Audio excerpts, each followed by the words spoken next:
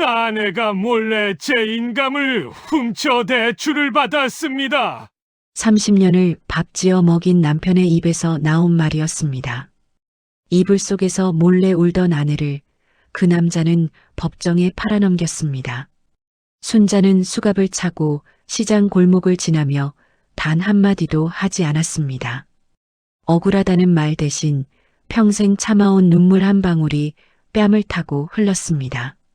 그날 이후 정순자라는 이름은 사라지고 수용번호 347번이 되었습니다. 과연 30년을 함께 산 남편에게 배신당한 순자에게는 무슨 일이 있었던 걸까요? 이 이야기가 궁금하시다면 무료인 구독과 좋아요 부탁드립니다. 댓글로 여러분의 생각도 꼭 들려주세요. 그럼 지금 바로 시작하겠습니다. 새벽 5시 알람 소리가 울리기도 전이었습니다. 정순자의 눈이 어둠 속에서 스스로 떠졌습니다. 68년 세월 동안 몸속 깊이 새겨진 시계가 또 울린 것이었죠. 이불을 걷어내는 손이 잠깐 허공을 더듬었습니다. 옆자리는 이미 차가웠습니다. 남편 박영도는 새벽 기도를 간다며 먼저 나선 게 분명했습니다. 순자는 그 차가운 빈자리를 손바닥으로 한번 쓸어보고는 말없이 자리에서 일어났습니다. 발이 마루에 닿는 순간 하루가 시작됐습니다. 부엌으로 들어서면 가장 먼저 가스불을 켰습니다. 파란 불꽃이 피어오르는 낮은 쉭소리, 그 소리가 순자에게는 하루의 신호였습니다. 냄비에 찬물을 붓고 손 감각으로 잰 멸치 한 줌을 집어넣고 다시마 한 조각을 얹었습니다. 오랜 세월 반복해온 손놀림이었지만 한 번도 물량을 틀린 적이 없었습니다. 몸이 기억하는 것들은 머리가 잊어도 사라지지 않는 법이었죠. 육수 냄새가 좁은 부엌 안을 가득 채울 무렵 순자는 그제야 오늘도 살아있구나 싶었습니다. 이상한 일이었습니다. 매일 눈을 뜨는 게 당연한 일인데도 눈이 떠질 때마다 작은 안도감이 가슴을 채웠습니다. 인천 남동구 만수시장 안쪽 골목, 순잔의 분식은 작고 낡은 가게였습니다. 좌판 4개, 플라스틱 의자 8개, 세월에 바랜 메뉴판 하나. 간판은 퇴색한 지 오래였지만 순자는 새로 달 생각을 한 번도 해본 적이 없었습니다. 돈이 없어서이기도 했고 어차피 단골들은 간판 없이도 제 발로 찾아오기 때문이었죠. 떡볶이, 순대, 김밥, 라면. 화려한 메뉴라곤 없었습니다. 하지만 오래된 손님들은 한결같이 말했습니다. 다른 데서는 이 맛을 못 찾아요. 뭘 넣는 거예요? 도대체 그럴 때마다 순자는 살짝 웃으며 대답했습니다. 별거 없어요, 어머니. 그냥 정성이죠. 새벽 준비는 혼자 하는 일이었습니다.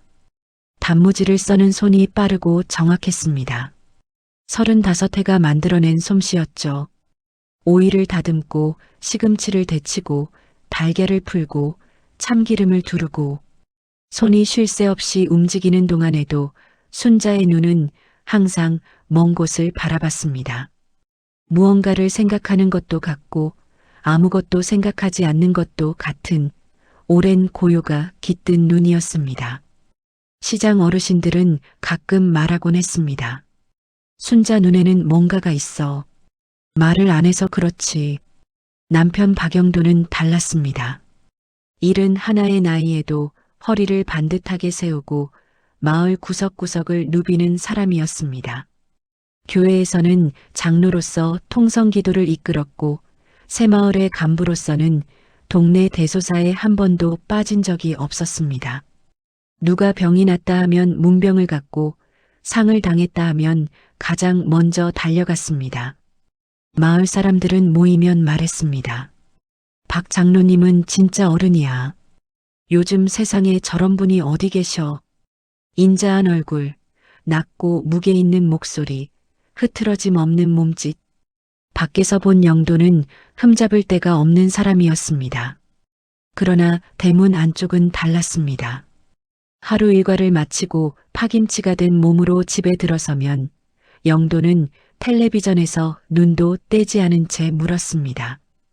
오늘 얼마나 벌었어?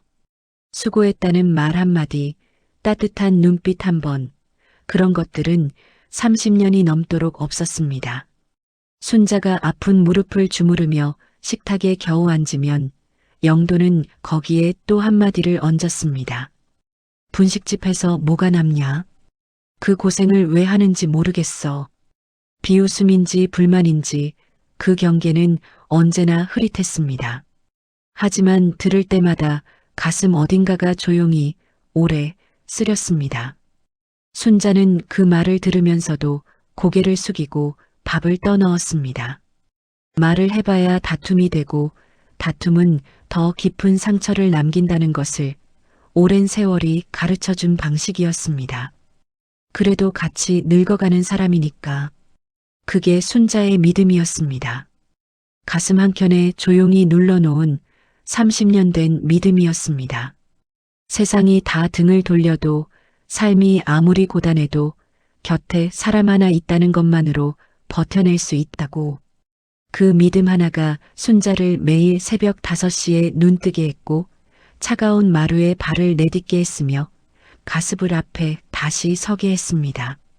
아침 7시 가게 문을 열면 단골 어르신들이 하나둘 들어왔습니다.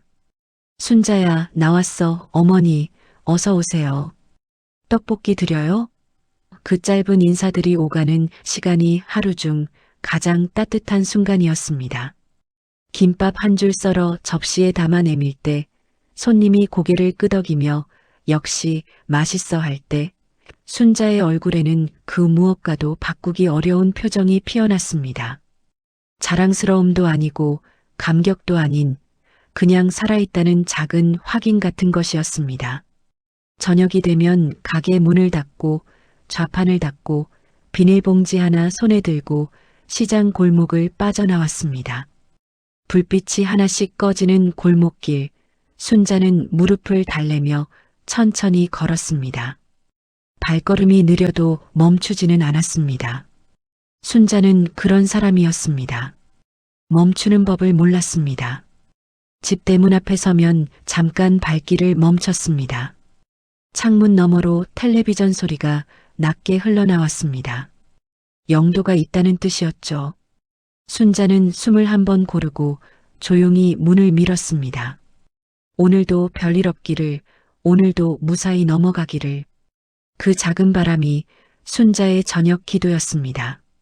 그날도 시작은 아무런 예고가 없었습니다.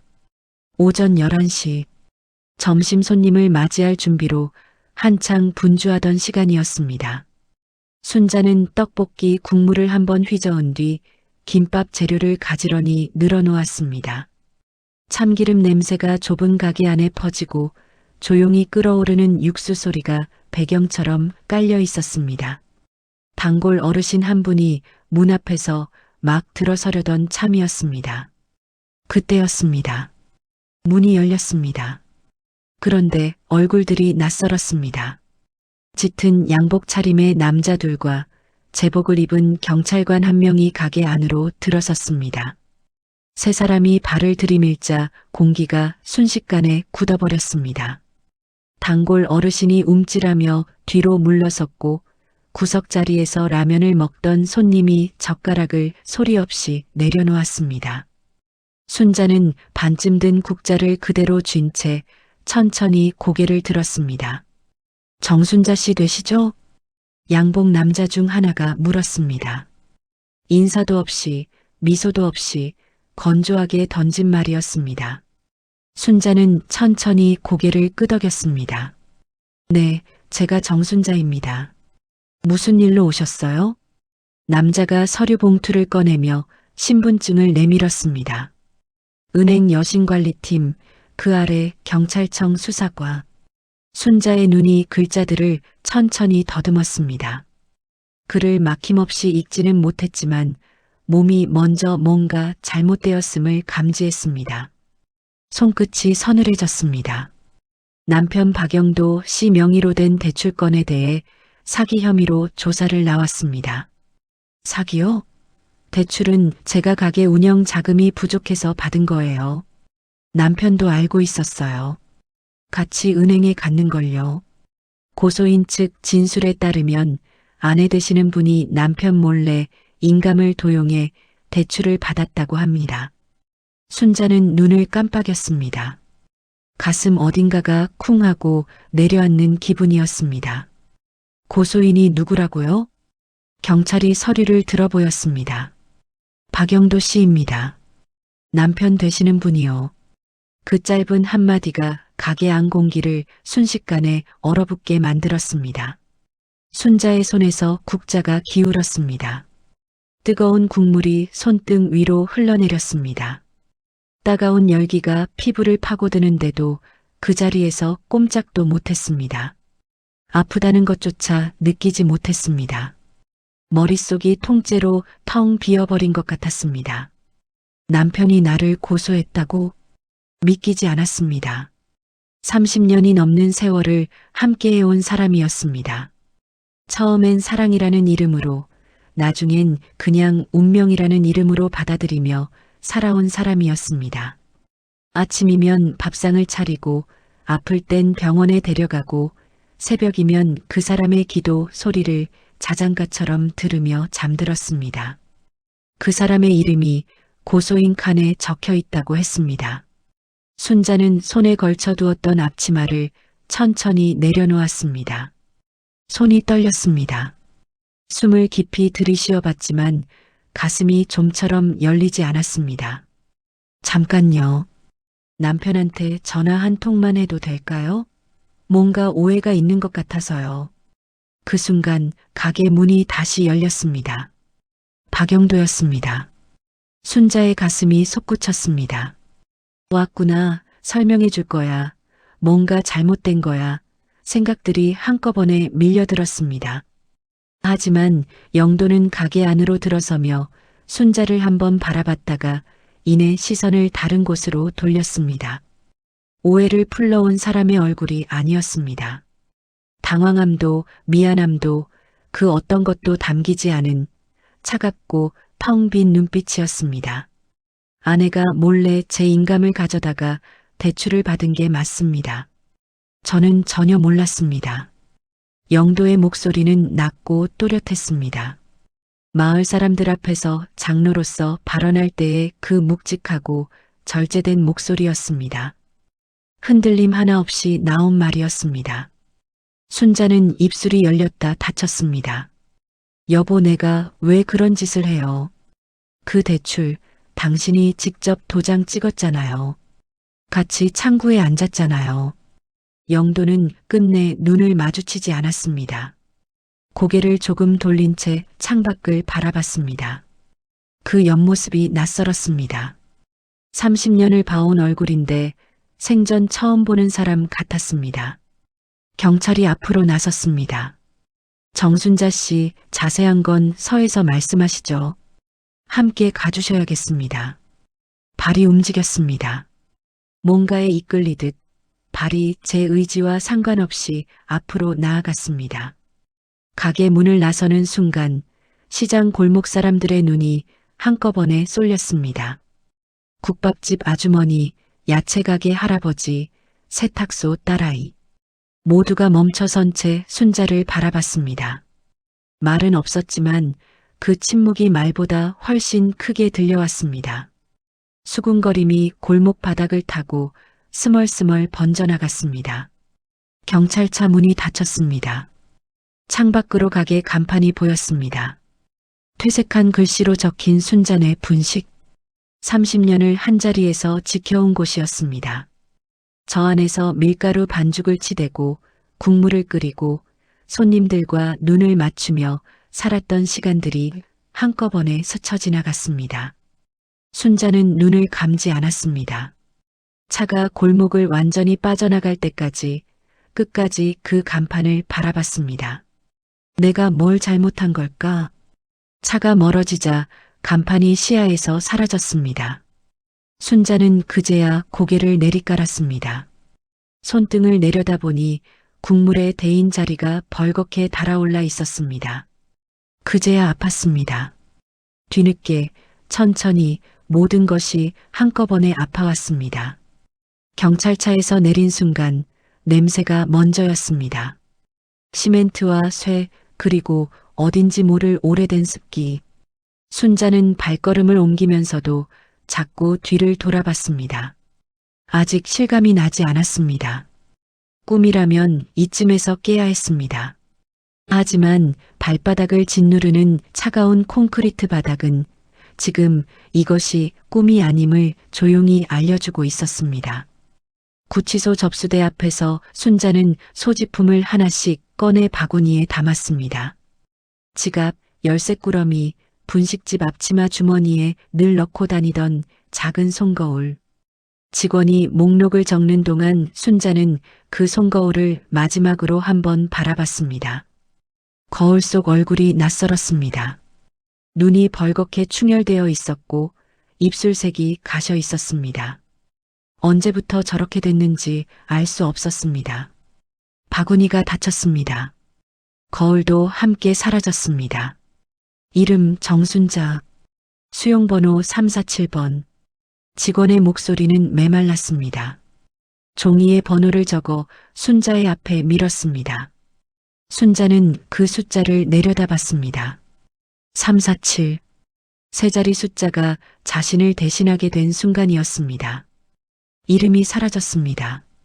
분식집 주인도 아니었고 박영도의 아내도 아니었습니다. 그냥 347번이었습니다. 수영복으로 갈아입고 복도를 걸었습니다. 쇠문이 열리고 닫힐 때마다 무거운 금속 소리가 복도를 가득 채웠습니다. 그 소리가 가슴 깊은 곳까지 파고드는 것 같았습니다. 걸어가는 내내 순자는 한 발씩만 생각했습니다. 다음 발은 어디 놓을지 그것만 생각했습니다. 멀리 보면 무너질 것 같았습니다. 배정받은 방은 작았습니다. 좁은 창에서 회색 하늘이 손바닥만 하게 보였고 낡은 침상과 얇은 담요 한 장이 전부였습니다. 함께 수용된 사람들은 저마다 눈빛이 달랐습니다. 어떤 눈은 공허했고 어떤 눈은 경계를 품고 있었으며 어떤 눈은 그냥 지쳐 있었습니다. 순자는 자신의 자리에 조용히 앉았습니다. 말을 거는 사람도 없었고 먼저 말을 걸 기운도 없었습니다. 밤이 됐습니다. 소등이 되고 주변이 어두워졌지만 순자의 눈은 좀처럼 감기지 않았습니다. 천장에 낮은 어둠을 올려다보며 숨을 들이쉬고 내쉬었습니다. 영도의 얼굴이 자꾸 떠올랐습니다. 창밖을 향한 채 눈을 마주치지 않던 그 옆모습이었습니다. 말 한마디면 됐습니다. 미안하다는 말 한마디, 내가 잘못했다는 말 한마디면 이 자리에 없어도 됐을 것이었습니다. 하지만 영도는 끝내 하지 않았습니다. 그리고 순자는 지금 이곳에 누워 있었습니다. 눈을 감았습니다. 그러자 전혀 다른 장면이 떠올랐습니다. 비가 내리고 있었습니다. 어린 시절의 기억이었습니다. 몇 살이었는지 정확하지 않았습니다. 7이었는지 8이었는지 시장 끄트머리였습니다. 엄마 손을 잡고 걷다가 잠깐 눈을 팔았는데 손이 텅 비어 있었습니다. 엄마가 없었습니다. 비가 쏟아지기 시작했습니다. 순자는 그 자리에 서서 소리를 질렀습니다. 엄마, 엄마, 목이 터져라 불렀습니다. 빗속에서 아무도 멈추지 않았습니다. 그때 낯선 손이 순자의 손목을 잡았습니다. 우산도 없이 비를 맞던 중년 남자였습니다. 목소리는 부드러웠지만 눈빛이 어딘가 이상했습니다. 조용히 해. 금방 엄마 만나게 해줄게. 어린 순자는 그 손에 이끌렸습니다. 우는 것도 멈추고 발걸음을 따라갔습니다. 빗소리가 점점 커지고 골목이 점점 좁아졌습니다. 엄마는 나타나지 않았습니다. 그날도 그 다음 날도 끝내 나타나지 않았습니다. 교도소 천장 아래 순자는 눈을 다시 떴습니다. 왜 그 기억이 지금 떠오르는 걸까? 50년도 더 된 기억이었습니다. 보육원으로 옮겨지기 전 단 한 번만 떠올리고 덮어버렸던 기억이었습니다. 지금껏 그 기억을 꺼낸 적이 없었습니다. 꺼내봐야 달라지는 것이 없었기 때문이었습니다. 엄마는 찾지 못했고 아버지가 누군지도 몰랐습니다. 순자는 그냥 순자로 살아왔습니다. 그것으로 충분하다고 그렇게 오랜 세월 스스로를 설득해왔습니다. 그런데 이 어두운 방 안에서 갑자기 그 장면이 다시 살아났습니다. 빗속에 서 있던 어린아이가 손목을 잡힌 채 낯선 골목으로 끌려가던 그 순간이 잡혀가는 것, 차가운 방, 낯선 사람들. 그 기억과 지금 이 자리가 어딘가 겹쳐지는 것 같았습니다. 담요를 끌어당겨 턱 밑까지 올렸습니다. 차가웠습니다. 집에서 쓰던 이불과는 전혀 다른 온기 없는 차가움이었습니다. 하지만 순자는 이를 악물었습니다. 눈물을 쏟지 않았습니다. 여기서 울면 무언가가 무너질 것 같았습니다. 한번 무너지기 시작하면 다시 일어날 수 없을 것 같은 예감이 들었습니다. 나는 죄가 없다. 그 말을 속으로 한번 되뇌었습니다. 소리 없이 입술 안쪽에서만 움직였습니다. 차갑고 낯선 방 안에서 347번이라는 번호를 달고 누운 채로 순자는 그 한 문장을 꼭 쥐었습니다. 당장 이 담장을 나갈 방법은 없었습니다. 하지만 그 말만큼은 누구도 빼앗아 갈 수 없었습니다. 어둠 속에서 밤이 길게 흘렀습니다. 재판은 순자가 예상했던 것보다 훨씬 빠르게 진행됐습니다. 구치소에 들어온 지 석 달이 채 되지 않아 첫 공판이 열렸습니다. 법정은 순자가 상상하던 것과 달랐습니다. 텔레비전 드라마 속처럼 웅장하거나 극적인 공간이 아니었습니다. 낡은 건물 안의 낡은 방이었고 형광등 빛이 유독 차갑게 내리꽂히는 곳이었습니다. 순자는 피고인석에 앉아 자신의 손을 내려다봤습니다. 분식집에서 30년을 일한 손이었습니다. 굳은 살이 박이고 관절이 굵어진 손이었습니다. 그 손이 지금 이 자리에 놓여 있었습니다. 박영도 측 변호인은 준비가 철저했습니다. 대출 서류, 인감 사용 내역, 은행 직원 진술, 모든 것이 빠짐없이 정리된 서류 뭉치가 판사 앞에 놓였습니다. 영도는 증인석에 단정한 복장으로 섰습니다. 교회 장로의 무게가 그대로 담긴 자세였습니다. 목소리는 낮고 또렷하고 흔들림이 없었습니다. 아내가 살림에 쓴다고 해서 인감을 한번 맡긴 적이 있습니다. 그게 이렇게 쓰일 줄은 몰랐습니다. 오랜 세월 사람들 앞에서 말을 해온 사람의 언어였습니다. 판사가 받아 적었습니다. 방청석에서는 작은 수군거림이 흘렀습니다. 지역 유지의 말은 공기를 타고 다르게 울렸습니다. 순자 차례가 됐습니다. 국선 변호인이 배정됐지만 재판 직전에야 처음 얼굴을 받고 서류를 제대로 검토했는지조차 알 수 없었습니다. 순자는 자리에서 일어나 판사를 마주봤습니다. 판사님, 저는 정말 억울합니다. 그 대출은 남편이 알고 있었습니다. 같이 은행에 갔고 창구에 나란히 앉아서 직원 설명을 들었습니다. 제가 왜 남편 몰래 그런 짓을 하겠습니까? 목소리가 떨렸습니다. 울지 않으려 했는데 눈시울이 뜨거워졌습니다. 판사가 서류를 들여다보며 물었습니다. 서명은 누가 하셨습니까? 남편이 했습니다.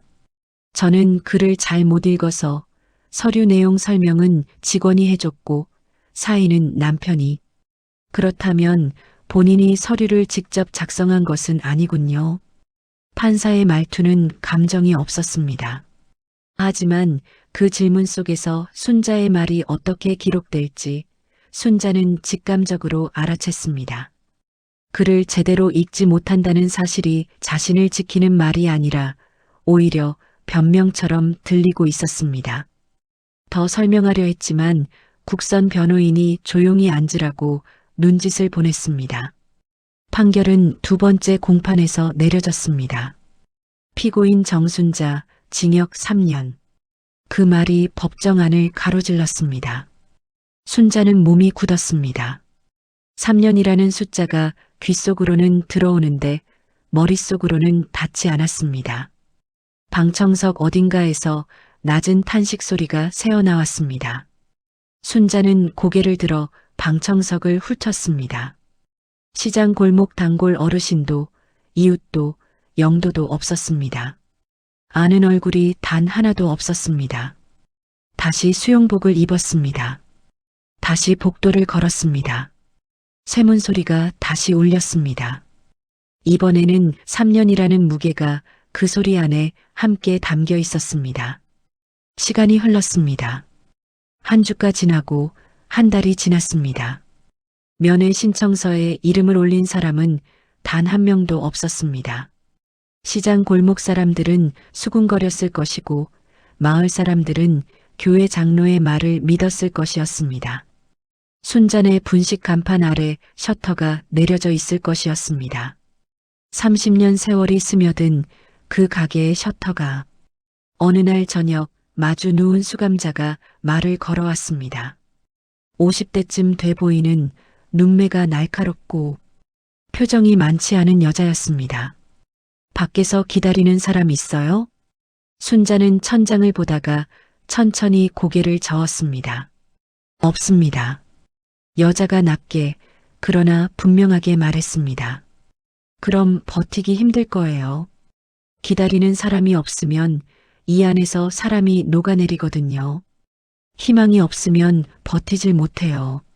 말이 가슴 깊은 곳에 박혔습니다. 순자는 아무 대답도 하지 않았습니다. 그러나 그 말은 잠이 든 뒤에도 귓속을 맴돌았습니다. 밖에서 기다리는 사람 없었습니다. 찾아올 사람도 손을 내밀 사람도 정말로 완전히 혼자였습니다. 하지만 순자는 얇은 이불을 끌어당기며 속으로 되뇌었습니다. 나는 죄가 없다. 언젠간 반드시 밝혀진다. 누군가 기다려주지 않아도 세상이 등을 돌려도 그 두 문장만은 여전히 자신의 것이었습니다. 빼앗기지 않은 것, 그것 하나가 순자를 그 밤도 버티게 만들었습니다. 눈을 감았습니다. 어둠이 내려앉았습니다. 하지만 순자의 가슴 안쪽 어딘가에서는 아주 작은 불씨 하나가 여전히 꺼지지 않고 있었습니다. 3년이라는 시간은 생각보다 길었습니다. 그리고 생각보다 짧았습니다. 매일 똑같은 시간에 눈이 떠지고 똑같은 복도를 걷고 똑같은 식판을 받아들고 똑같은 어둠 속에서 잠이 들었습니다. 날이 쌓이는 것이 느껴지지 않았습니다. 그러다 어느 날 문득 달력의 마지막 줄에 동그라미 쳐놓은 날이 코앞으로 다가와 있었습니다. 출소 이틀 전이었습니다. 잠이 오지 않았습니다. 눈을 감으면 나간 뒤의 일들이 자꾸 밀려들었습니다. 셔터가 내려진 분식집, 아무도 없는 집 대문, 시장 골목 사람들의 시선, 상상 속에서도 돌아갈 곳이 선명하지 않았습니다. 주소는 있었습니다. 하지만 주소가 있다고 해서 갈 곳이 있는 것은 아니었습니다. 영도는 이미 집을 정리했다는 소문이 수감자들의 귀를 타고 들어왔습니다. 확인할 방법은 없었지만 가슴은 그 소문이 사실임을 이미 알고 있었습니다. 나가면 갈 곳이 있을까? 그 생각이 밤새 머릿속을 맴돌았습니다. 새벽이 됐을 때 순자는 자리에서 일어나려다 그대로 주저앉았습니다. 무릎에 힘이 들어가지 않았습니다. 어지러웠습니다. 천장이 빙글빙글 돌았고 눈앞이 하얗게 번졌습니다. 함께 수용된 동료가 이름을 불렀지만 소리가 멀게만 들렸습니다. 순자는 손을 뻗어 침상 가장자리를 잡으려 했으나 손이 허공을 가르고 몸이 스르르 쓰러졌습니다. 눈을 떴을 때는 천장이 달라져 있었습니다. 흰 천장이었습니다. 형광등이 너무 밝아 눈이 시렸습니다. 코에 산소줄이 걸려 있었고 팔 안쪽에 링거 바늘이 꽂혀 있었습니다. 교도소 내 의무실이었습니다. 간호사가 다가와 맥박을 짚으며 말했습니다. 깨셨어요? 빈혈이 심하게 왔어요. 3년 동안 제대로 드셨어요? 순자는 아무 말도 하지 않았습니다. 천장을 올려다보며 그냥 숨만 쉬었습니다. 잠시 후 의무관이 들어와 차트를 훑어보다가 한 곳에서 눈길을 멈췄습니다. 혈액형 검사 결과란이었습니다. 고개를 갸웃하더니 차트를 다시 한번 확인했습니다. 혈액형이 봄베이형이시네요. 혹시 아셨습니까? 순자는 눈을 깜빡였습니다. 봄베이형이 뭔가요? 100만 명 중 한 명꼴로 나오는 아주 드문 혈액형입니다. 일반 병원에서도 좀처럼 보기 어려운 케이스예요. 이전에 혈액 검사를 제대로 받아보신 적이 있으십니까? 보육원에서 나온 뒤 큰 병원에 가본 적이 거의 없었습니다. 분식집을 운영하며 몸이 아파도 파스 하나 붙이고 버텼습니다. 혈액형 검사 같은 것은 생각해 본 적도 없었습니다. 순자는 고개를 천천히 저었습니다. 의무관이 뭔가를 적고 나갔습니다. 순자는 다시 천장을 바라봤습니다. 그날 오후 의무실 전화기가 울렸습니다. 간호사가 받더니 미간을 잠깐 찌푸렸습니다. 뭔가를 확인하는 목소리로 짧게 대화를 나눴습니다. 수화기를 내려놓고 차트를 들여다봤습니다. 순자 쪽을 잠깐 바라보더니 다시 고개를 숙였습니다. 순자는 그 장면을 링거줄 너머로 멍하니 바라봤습니다. 그 전화가 무엇인지 순자는 알 수 없었습니다. 40년 전 실종된 아이의 혈액형 기록이 어느 데이터베이스 안에 남아 있었습니다. 민간 유전자 수사 지원 단체가 봄베이형 일치자를 수년째 추적하고 있었고 이번 검사 결과가 그 기록과 정확히 맞아떨어진 것이었습니다. 그 전화는 심상치 않은 내용을 담고 있었습니다. 하지만 그 내용은 끝내 순자의 귀에 닿지 못했습니다. 간호사는 담당 직원에게 메모 한 장을 전달했고 메모는 서랍 안으로 조용히 들어갔습니다. 서랍이 닫혔습니다. 순자는 그저 링거액이 천천히 줄어드는 것을 바라봤습니다. 내일 나간다. 그 생각이 기쁨 대신 무게로 내려앉았습니다. 나간다는 것이 반가워야 했습니다. 손꼽아 기다려온 날이어야 했습니다. 하지만 가슴 안에서 솟아오르는 것은 설렘이 아니라 서늘한 두려움이었습니다. 3년의 시간이 순자를 단단하게 만든 것도 같았지만 바깥이라는 세계가 오히려 더 낯설고 차갑게 느껴졌습니다. 갈 곳이 없다는 것은 가진 것이 없다는 것과는 다른 무게를 지닌 말이었습니다. 순자는 손을 배 위에 얹었습니다. 링거 때문에 손등이 차가웠습니다. 눈을 감으니 어린 시절 빗속 골목이 또 어른거렸습니다. 낯선 손에 이끌려 걷던 그 골목, 끝내 나타나지 않던 엄마의 얼굴. 어쩌면 순자의 삶은 처음부터 이 고독을 향해 걸어오고 있었던 것인지도 몰랐습니다. 그 생각이 가장 깊고 무거운 절망으로 가슴을 가득 채웠습니다. 의무실에 밤이 내려앉았습니다. 순자는 눈을 감은 채 그 무게를 그대로 안고 있었습니다. 아무것도 아무도 없는 고요였습니다. 그리고 그 고요 속 어딘가에서 아직 순자가 알지 못하는 무언가가 조용히 움직이고 있었습니다. 출소날 아침, 순자는 일찍 눈이 떴습니다. 의무실에서 하룻밤을 더 보낸 뒤 기력을 조금 회복했지만 몸 안에 무언가는 여전히 가라앉아 있었습니다. 수용복을 반납하고 3년 전 들어올 때 맡겨둔 소지품 바구니를 돌려받았습니다. 지갑, 열쇠꾸러미, 그리고 작은 손거울. 손거울을 손에 쥐었을 때 가슴 한켠이 묘하게 울렸습니다. 거울 속 얼굴이 또 낯설었습니다. 3년 전보다 훨씬 더 낯선 얼굴이었습니다. 머리카락은 더 많이 휘어졌고 볼은 더 야위어 있었습니다. 순자는 거울을 주머니에 조용히 밀어 넣었습니다. 복도를 걸었습니다. 마지막 쇠문이 열렸습니다. 그 소리가 이번에는 다르게 들렸습니다. 닫히는 소리가 아니라 열리는 소리였습니다. 하지만 그 차이가 기쁨으로 이어지지는 않았습니다. 발이 바깥 바닥을 밟는 순간 3월의 찬바람이 얼굴을 스쳤습니다. 순자는 그 자리에 잠깐 멈춰 섰습니다. 하늘이 넓었습니다. 담장 안에서 보던 손바닥만 한 하늘이 아니었습니다. 그 넓음이 오히려 어지러웠습니다. 교도소 정문 앞 도로는 한산했습니다. 순자는 짐 보따리 하나를 양손에 들고 천천히 걸음을 옮겼습니다. 어디로 가야 할지 아직 정하지 못했습니다.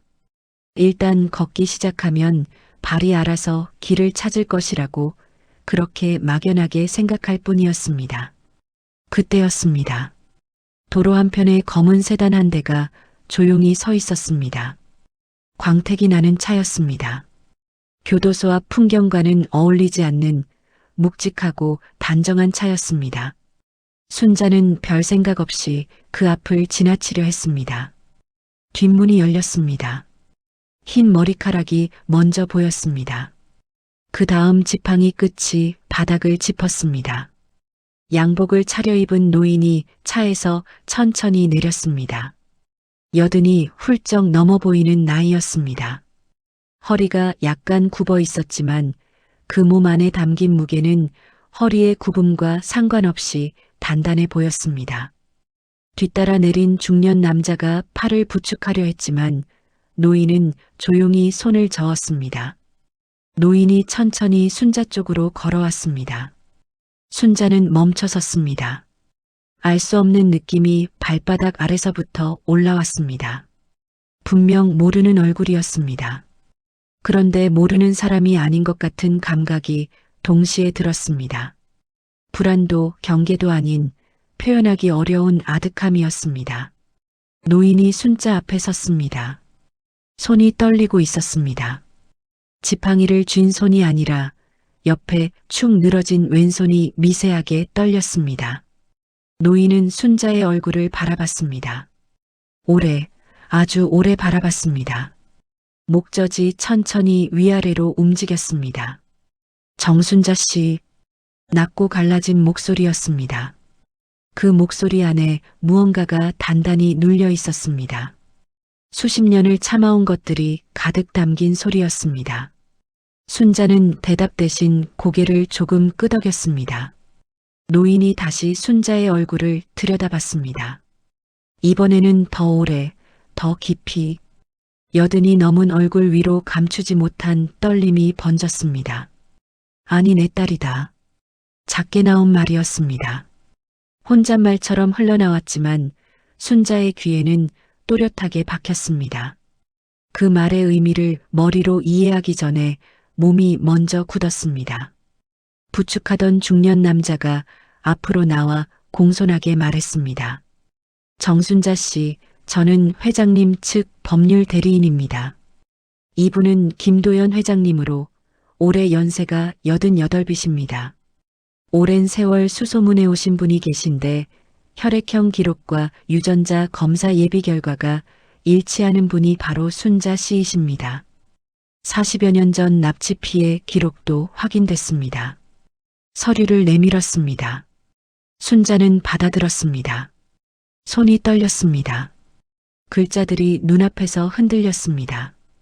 봄베이형 혈액형 일치, 유전자 예비 검사 결과, 납치 피해 아동 기록, 오래된 날짜가 적혀 있었습니다.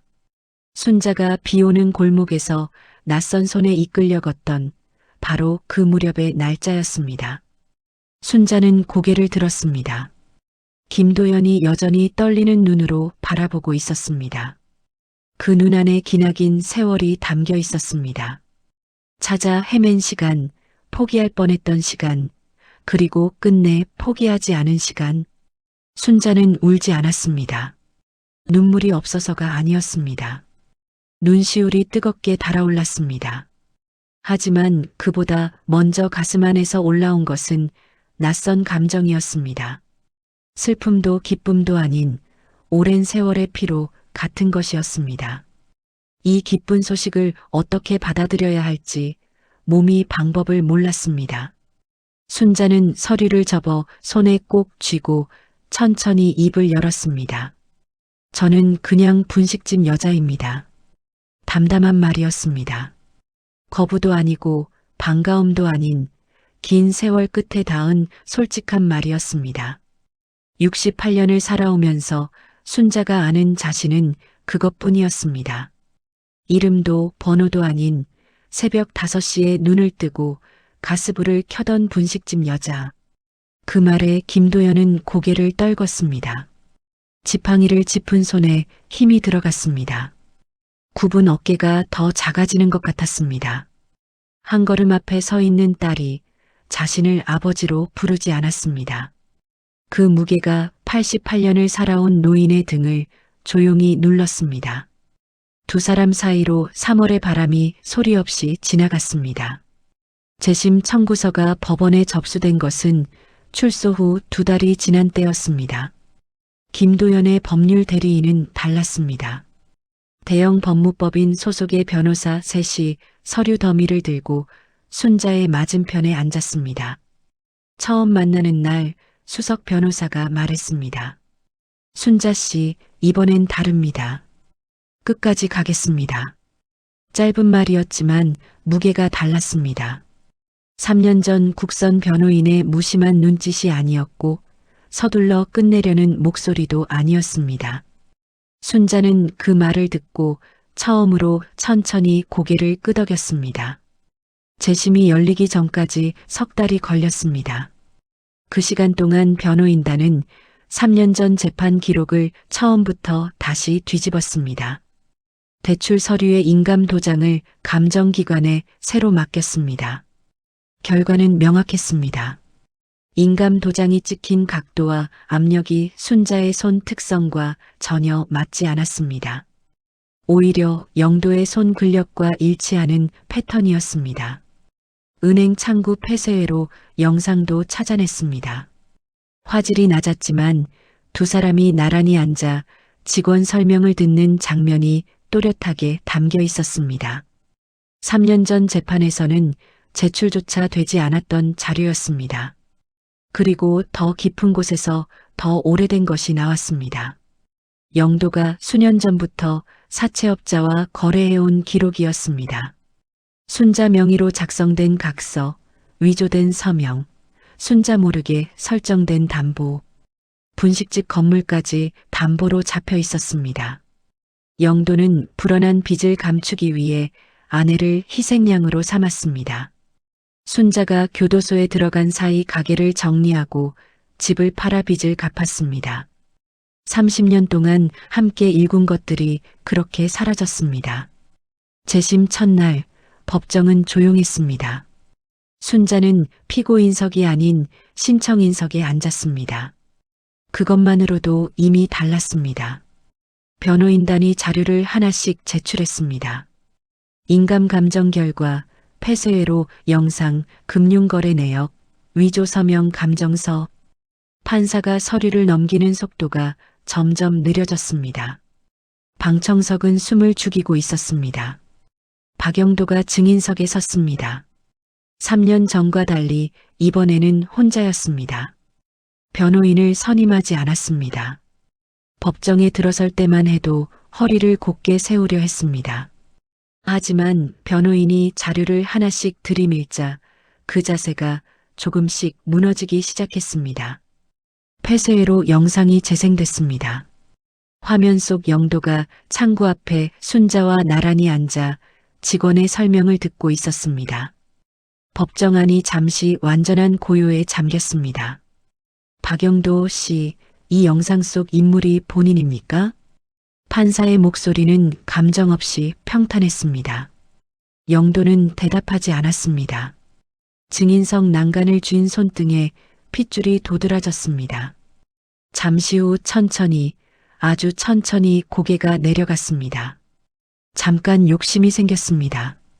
빚이 너무 많았고 방법이 없었습니다. 낮고 갈라지는 목소리였습니다. 장로의 무게도 동네 유지의 단정함도 모두 어디론가 사라진 자리에 초라한 변명만 남았습니다. 방청석 어딘가에서 낮은 탄식 소리가 새어나왔습니다. 순자는 그 말을 들으며 처음으로 영도를 똑바로 바라봤습니다. 3년을 버티는 내내 단 한 번도 정면으로 보지 않으려 했습니다. 보면 무언가가 무너질 것 같았습니다. 그런데 이 자리에서 바라본 영도는 이미 스스로 무너져 있었습니다. 굽어든 어깨, 내려간 고개, 쥐어짜낸 변명 한 줄, 그게 전부였습니다. 그것이 30년이라는 세월의 끝이었습니다. 발언 기회가 주어졌습니다. 순자는 천천히 자리에서 일어섰습니다. 저는 지금 저 사람을 미워하지 않습니다. 미워할 힘도 남아있지 않을 만큼 이미 충분히 지쳤습니다. 다만 한 가지만 말씀드리고 싶습니다. 그 욕심 때문에 저는 3년을 잃었습니다. 이름 대신 번호로 살았습니다. 기다리는 사람도 갈 곳도 없이 버텼습니다. 그것만 기록에 남겨주십시오. 목소리가 떨리지 않았습니다. 법정안이 다시 고요해졌습니다. 판결문이 낭독됐습니다. 피고인 정순자에 대한 원심 판결을 파기한다. 피고인은 무죄, 무죄. 그 두 글자가 법정 공기를 가르고 순자의 가슴 안으로 깊이 내려앉았습니다. 눈이 뜨겁게 달아올랐습니다. 그러나 순자는 눈을 감지 않았습니다.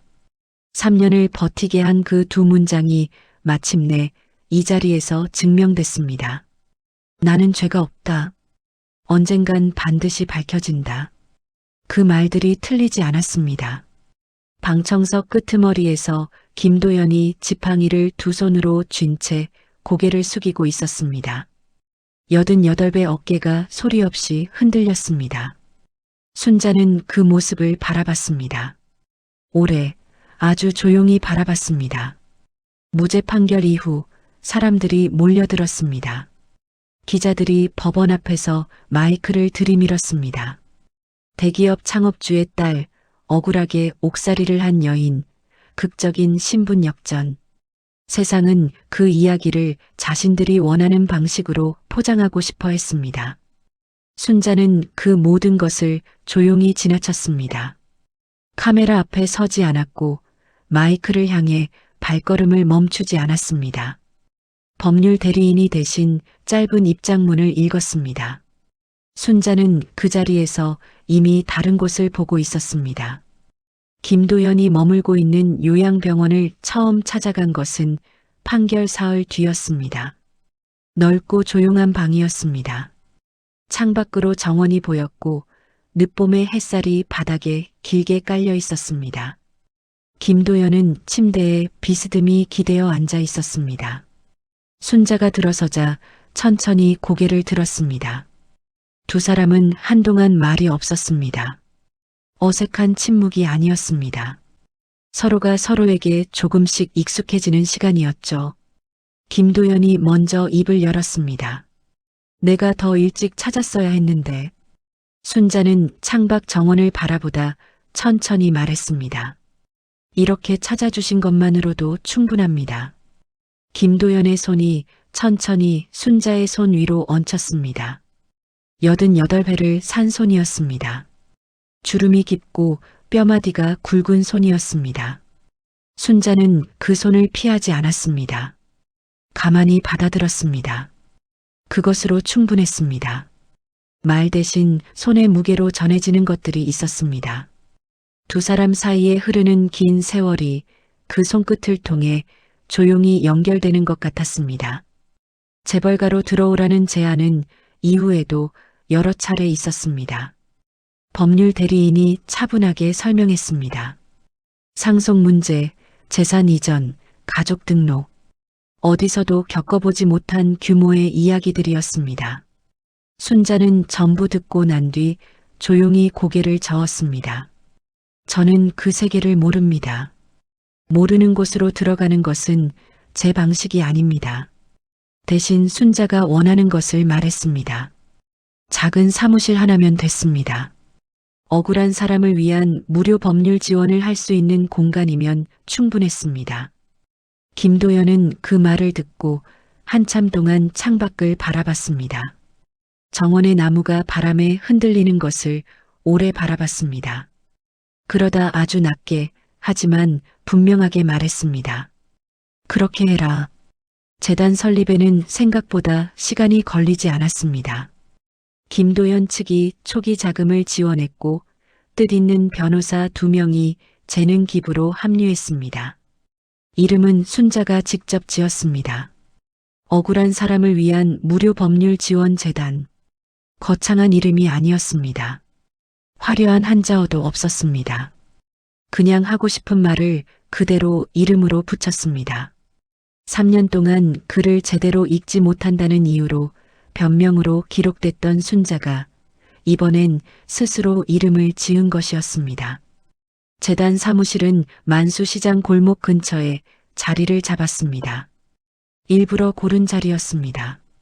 사무실 창문에서 시장 입구가 보였습니다. 그 골목이 보여야 했습니다. 새벽 5시에 눈을 떠 가스불을 켜던 곳, 30년 세월이 손에 밴 곳이 눈에 들어와야 했습니다. 그 골목이 보이는 자리에 앉아야만 순자는 자신이 어디서 왔는지 잊지 않을 수 있었습니다. 그리고 가끔, 정말 가끔이었지만 순자는 시장 골목 안으로 걸어 들어갔습니다. 순자네 분식 자리에는 이미 다른 가게가 들어서 있었습니다. 하지만 시장 어기 다른 분식집 주인이 순자를 알아보고 기꺼이 자리를 내줬습니다. 그럴 때면 순자는 앞치마를 두르고 조용히 김밥을 쌌습니다. 손이 기억하는 대로 단무지를 썰고 시금치를 다듬고 참기름을 두르고 쌀밥을 고르게 펴는 손놀림은 세월이 지나도 달라지지 않았습니다. 몸이 기억하는 것들은 어떤 시간도 지우지 못하는 법이었습니다. 단골 어르신 몇 분이 소문을 듣고 찾아왔습니다. 살아있었어, 순자야. 어머니, 제가 왜 안 살아있겠어요. 웃음이 났습니다. 오랜만에 웃음이었습니다. 억지로 만들어낸 웃음이 아니라 가슴 안에서 저절로 올라오는 웃음이었습니다. 그 웃음이 얼마만인지 순자 자신도 가늠하기 어려웠습니다. 어느 날 재단을 방문한 젊은 기자가 물었습니다. 회장님 딸이시라고 하던데 왜 재벌가로 들어가지 않으셨습니까? 순자는 창박시장 골목 쪽을 한번 바라봤습니다. 그 다음 기자를 돌아보며 말했습니다. 난 이제야 나로 살고 있어요. 기자가 무언가를 더 물으려 했지만 순자는 이미 서류 쪽으로 시선을 돌렸습니다. 오늘 상담 예약자가 3명이었습니다. 첫 번째는 70이 넘은 어르신으로 아들에게 재산을 빼앗겼다는 내용이었습니다. 순자는 파일을 열었습니다. 새벽 5시에 눈을 뜨는 버릇은 여전했습니다. 이제는 가스불을 켜는 대신 서류를 펼칩니다. 멸치 육수 대신 억울한 사연들을 마주합니다. 그러나 그 자리에 앉을 때 가슴 안에서 올라오는 감각은 다르지 않았습니다. 살아있다는 것, 할 수 있다는 것, 그리고 지금 이 자리가 자신의 자리라는 것. 그 감각이 순자를 오늘도 눈뜨게 했습니다. 분식집 여자는 이제 다른 사람들을 위해 서리를 펴니다. 하지만 손에 밴 참기름 냄새는 아직도 가끔 납니다. 오늘의 이야기, 정순자 할머니의 삶이 여러분의 마음을 울렸다면 무료인 구독과 좋아요 부탁드립니다. 여러분은 억울하게 오해를 받았지만 끝까지 포기하지 않았던 경험이 있나요? 아무도 믿어주지 않아도 스스로만은 자신을 믿었던 그런 순간 말이죠. 댓글로 여러분의 이야기를 나눠주세요. 오늘도 함께 해주셔서 감사합니다. 다음 영상에서 또 만나요.